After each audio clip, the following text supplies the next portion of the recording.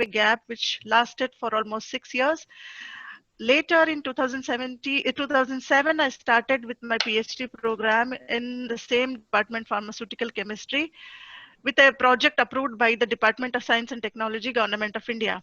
After completing my PhD in 2013, I moved out to Saudi Arabia, where I have been working as a lecturer in the University of Dammam, which is now re, uh, renamed as Imam Abdul Rahman University of Health University till date. Alhamdulillah.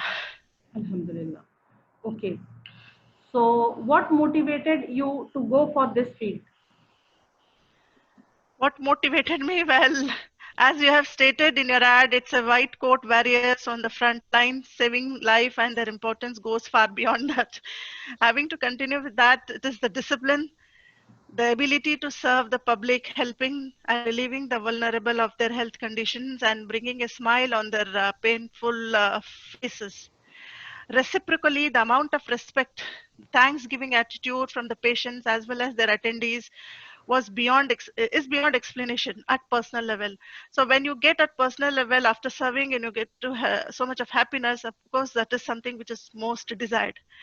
And along with that, the beautiful atmosphere of delivering your academic outcomes.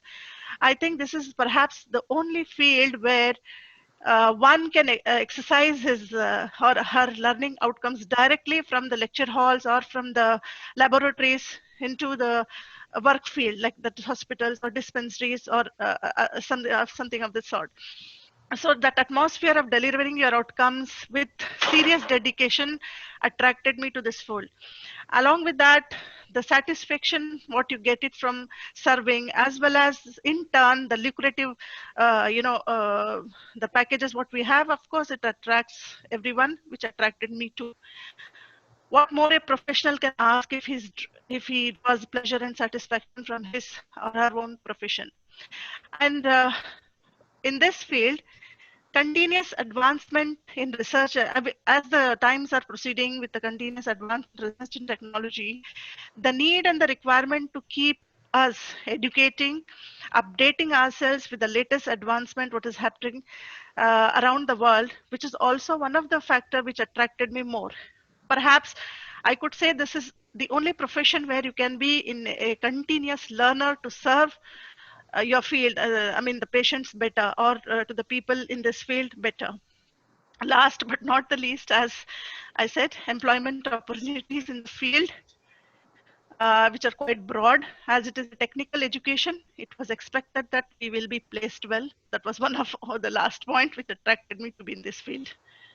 Okay, Jazakallah khair. Very well explained, Sister Mustina. Now we will move towards the second question. How was your student life in medical field? My student life was quite fascinated. Alhamdulillah, it was with full of ups and downs, as like that of with every student. As I told you, I was quite fascinated to this medical field. I started to think about my career, and uh, when I started to think about my medical career, it was that which is, as I told you, the white coats as well as the discipline, etc. Ever since I started to dream about my career, I mean, from the earliest times. And getting into medical school at that time was quite challenging those days, and it was beyond my scope, based on merit as well as non-meritorious.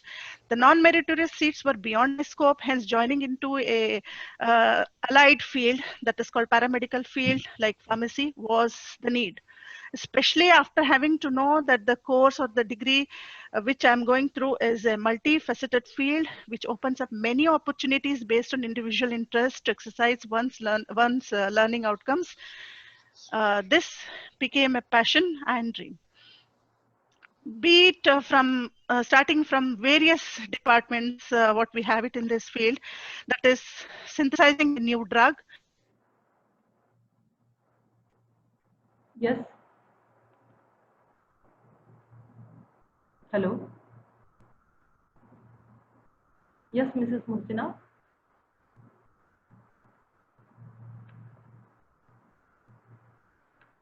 We can't listen to you, Dr. Mustina.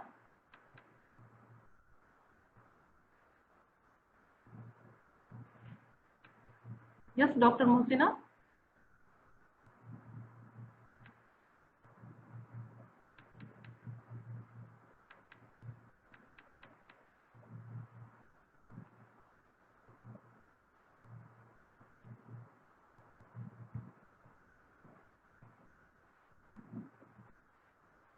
Sorry, listeners, there is a technical issue. Need to unmute me, I believe. Okay, okay. You are unmuted. Unmuted, okay. I can listen Okay. to you now. Okay, please continue.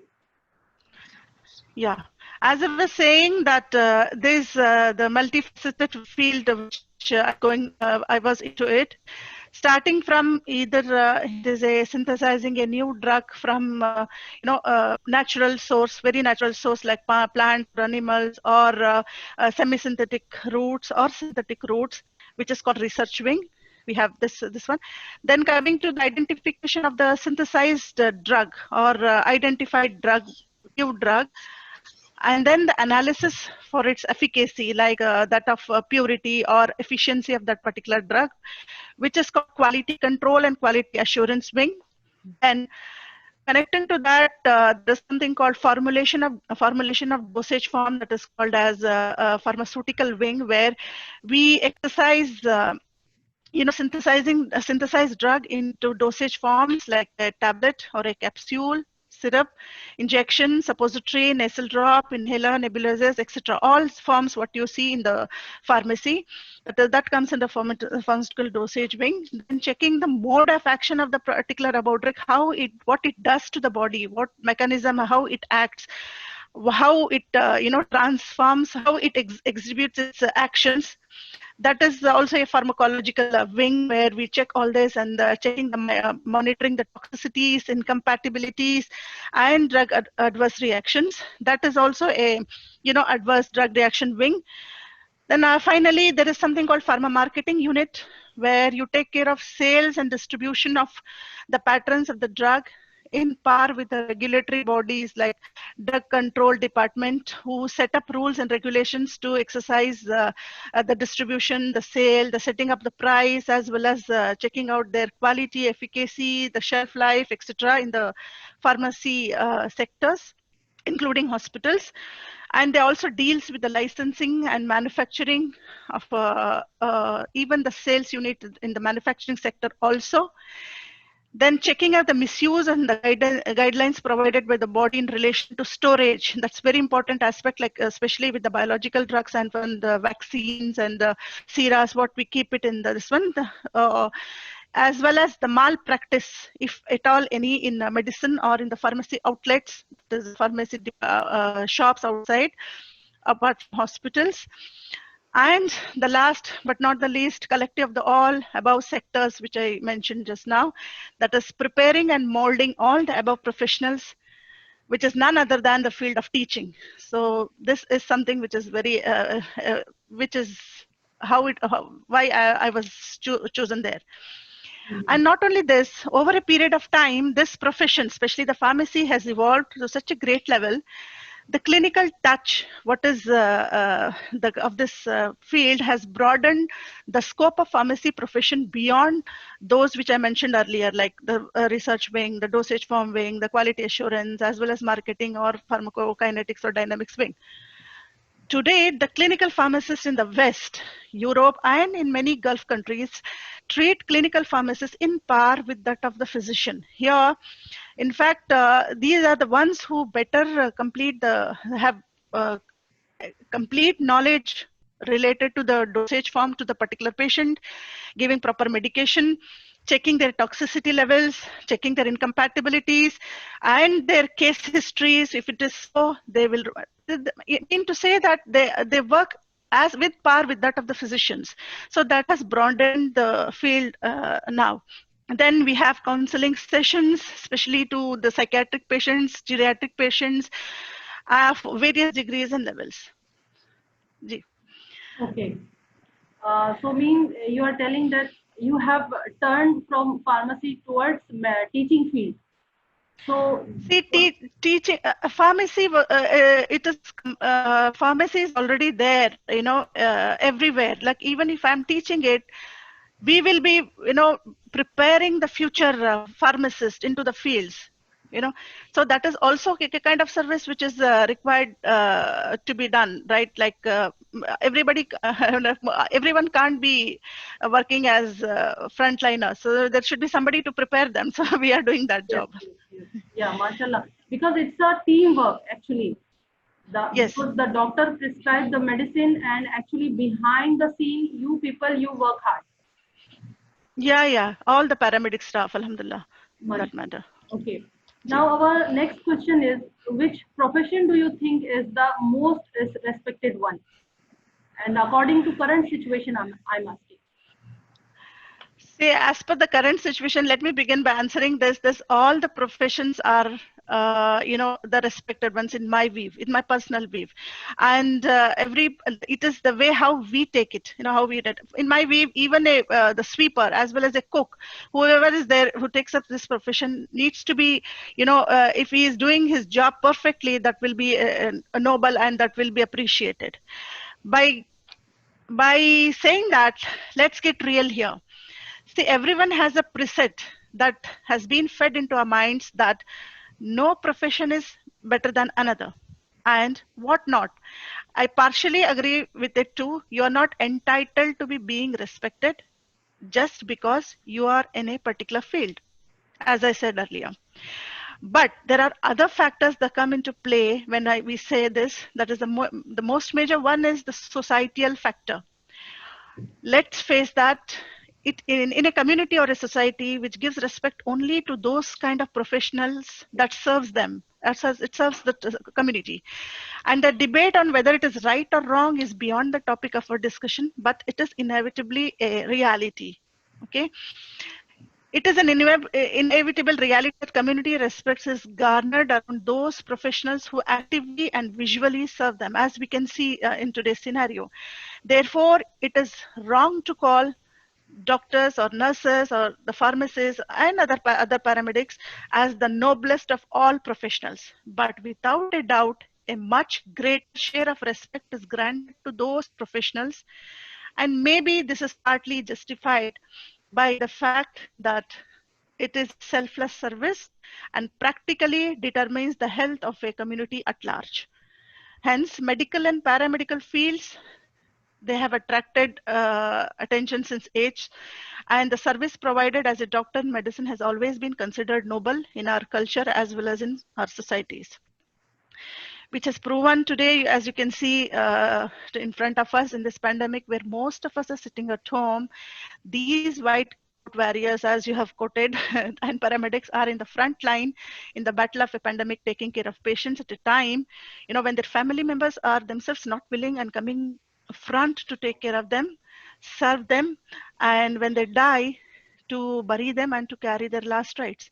These doctors and paramedics are the ones who are trying their best to treat them, save them from their illness, risking their own lives, working for 15 to 18 hours a day away from their families. You see, is it not commendable? Is it not to be appreciated? Is not to be, then of course, the person, the professionals, whoever does this, definitely the society and the community comes up. And of course, we have seen various videos in the West as well as in America and many other places, how they came and they respected the paramedics who served them. That definitely gives a vibe into the society that it is, of course, a noble profession, and hence people, get back the respect, due respect, which is required. And I feel added to that, medics as well as the paramedics, they do bring pride to the nation. It has been proven in recent times also. When every country is having tough times, you must have seen, we have heard it in news, nearly 88 doctors in the first batch were sent from India to the Gulf. You see, is it not a pride of the nation because of the professionals which the country has produced? Be it nurses, be it doctors, be it pharmacists, they are working in this field, in this pandemic, around the clock. Uh, uh,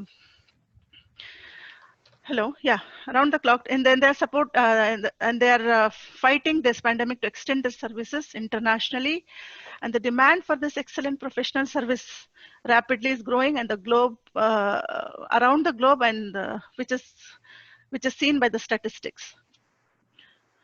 Yeah. Okay, This is my views. explained very well, Sister Muhsina. Ji.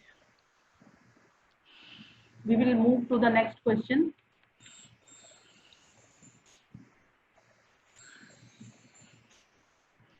See, our next question is, nowadays students are running behind shortcuts and opting short-term courses. Why?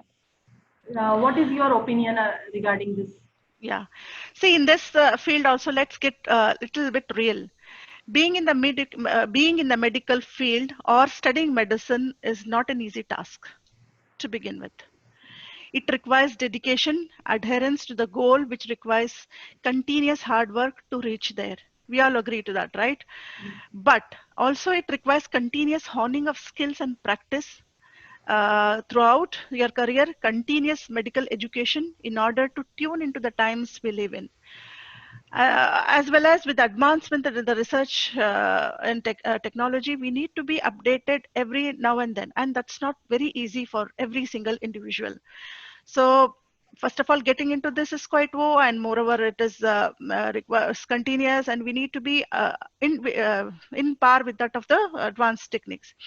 However, what I feel in these times, students, what I have observed it from my point of view, even in our university as well as with other students, they don't pay much attention to the duration of the course, but rather they pay attention to two major factors, I believe. The first factor being their interest into diverse fields. They don't specifically stick to only one field, saying that, of course, this is there, let me stick here. No, because now as the internet is there and they know every single field, they're quite, self-reliant.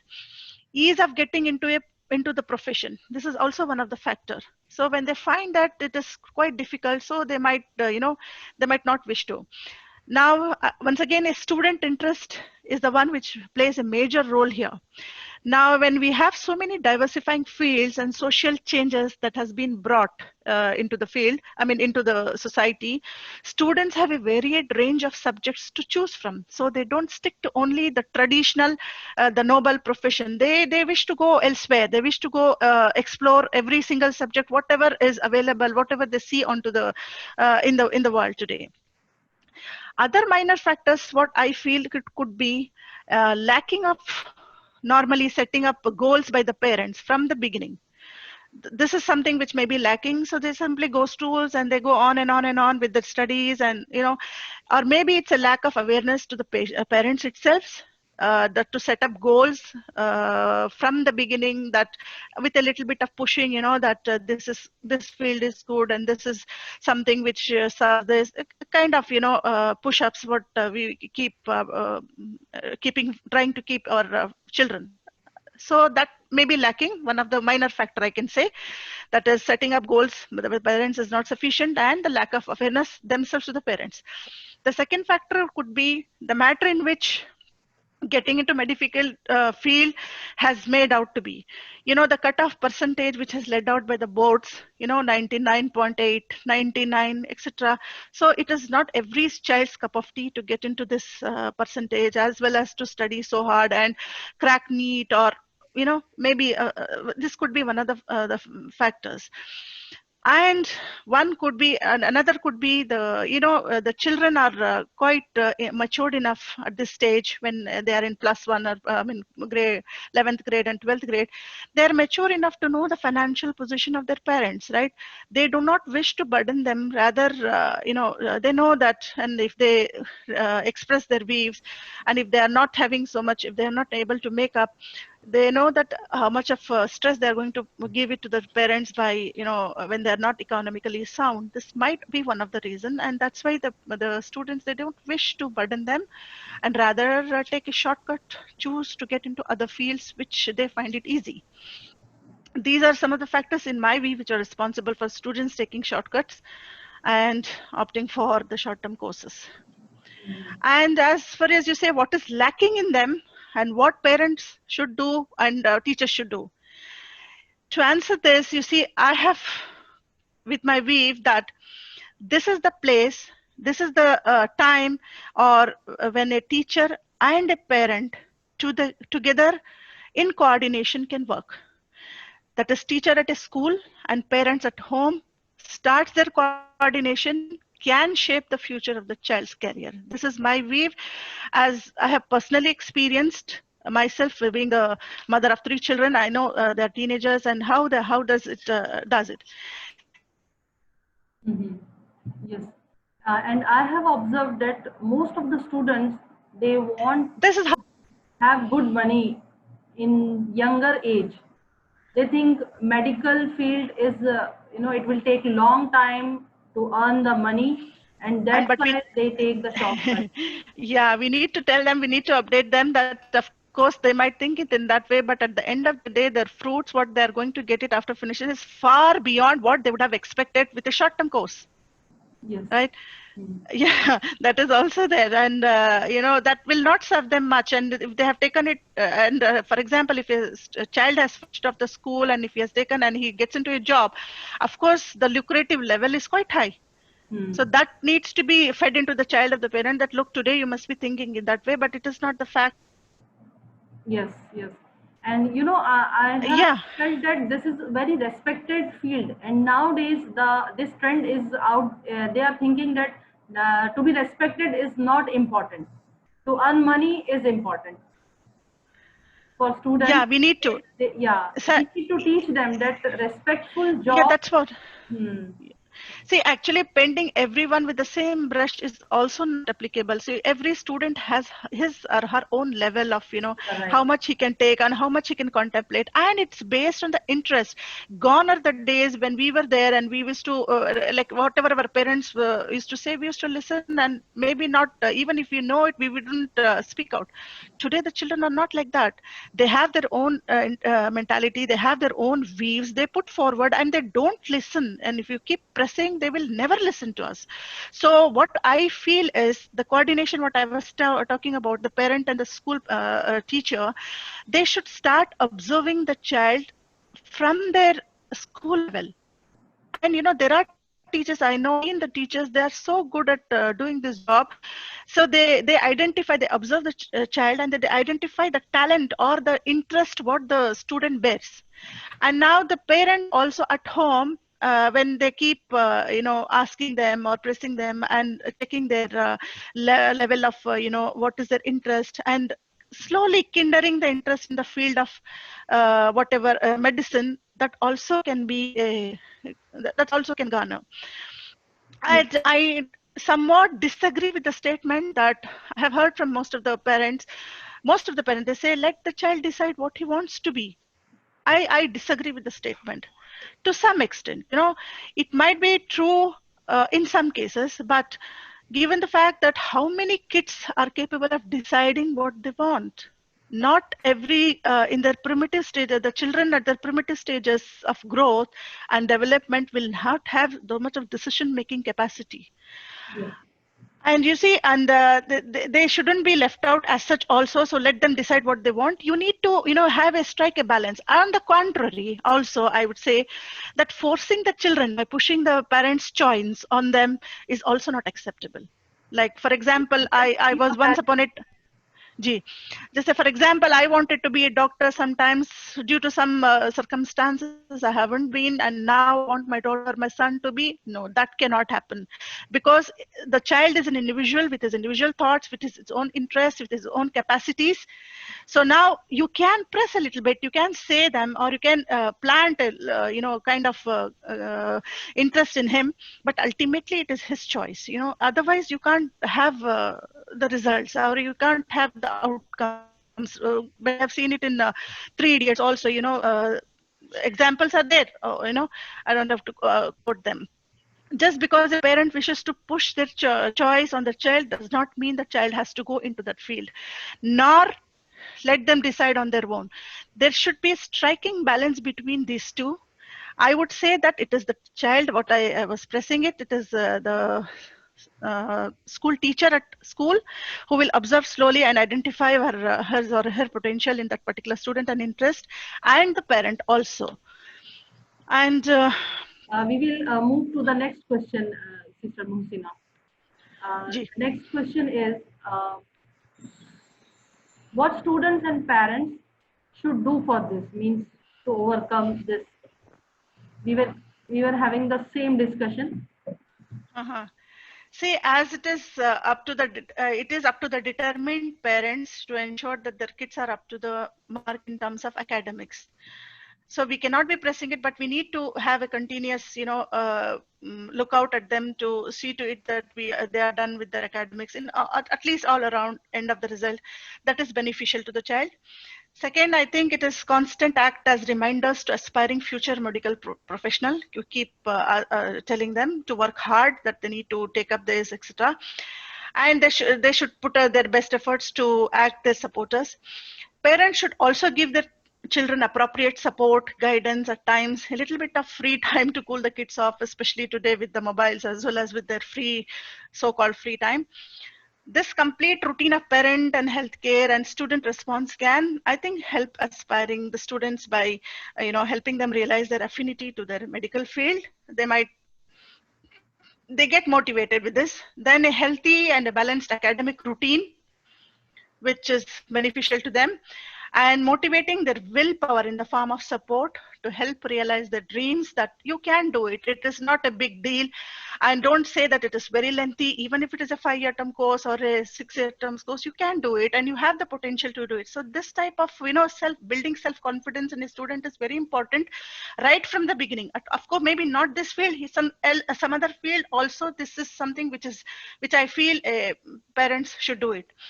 Apart from all this, that is the generating the interest through slow and continuous observation, the garnering the interest into them and kindling their interest, and etc., whatever I discussed in the above. Again, inform them regarding the employment opportunities for the lifetime and how lucrative it is. You see, when you serve this field, of course, I think they are the highly paid professional. I don't say it is the only profession where they are highly paid, but it is one of the profession. And I'll openly say that the people who get into this medical and paramedical field, believe me, nobody is unemployed. Nobody at any certain stage. Whereas the other fields we have seen, there's so much of ups and downs and this and that. But this field, as well as the teaching field, I mean, some of the people are not this one. So we need to inform them regarding this also, apart from so many other things. Another important role I suggest to the parents to emphasize to the student who is growing, that is regarding their capacity to support. See, this is very important point. See how much support a parent can offer to the student in terms of financial or maybe manual, and identify and locate such institutions. See, the students are not aware of. It is the job of the parent to know the extent of manual help as well as financial help they are going to give it, and keep locating such institutions who are offering coachings for the above courses with high concessions for average students, as well as almost free of cost for the meritorious students who cannot afford courses like medicine. I challengingly say, Saman, in India is a place where even today I feel when a child is up to the mark, not even up to the mark, if it is an average student also, if he has interest, there are many organizations waiting there for the students to come and take help from them and establish their dreams. And I also feel that the parents should come up and do something like this, and they should keep informing the children that, look, this is there, that is there, so you don't have to worry about our conditions, what is going to happen. So this also will help the student to take up the courses, this type of big courses. There are various government schemes, especially which are meant for minorities, along with general and special scholarships by the government, as well as non-governmental sources, which are available for meritorious students, which they can avail, and nothing without having to worry. So these are the things which parents should do it from their side, apart from whatever I have discussed. And of course, there is no doubt over a period of time, education has been commercialized to a great extent. Even in India, it was not there in our times.